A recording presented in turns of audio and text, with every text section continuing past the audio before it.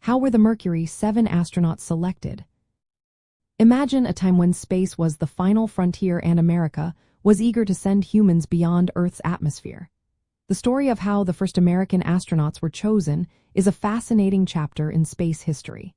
It all started with a clear goal: find the best pilots to brave the unknown of spaceflight. NASA set up a detailed and competitive process to pick these pioneers. They had strict rules to narrow down the pool of candidates. First, applicants had to be military test pilots under 40 years old. They also needed to be shorter than 5 feet 11 inches so they could fit inside the small Mercury capsule. Good health was essential, so candidates had to be in excellent physical condition. They also needed at least a bachelor's degree and to be graduates of test pilot school. Plus, they had to have flown at least 1,500 hours in various aircraft. These requirements showed NASA wanted experienced pilots who were used to high-risk situations and new technology.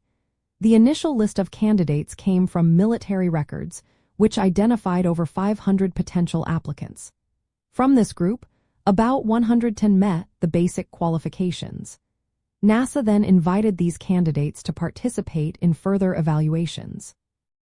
The process was voluntary, so some pilots decided not to continue after learning more about the risks involved. Those who stayed underwent intense testing. They faced interviews and written exams to assess their technical knowledge, problem-solving skills, and motivation. Psychologists checked their mental resilience and ability to handle stress. Medical exams looked for any physical issues that could interfere with spaceflight. The most demanding tests took place at specialized medical facilities. Candidates spent about a week at the Lovelace Clinic in New Mexico, undergoing dozens of tests, from heart exams to sensory deprivation.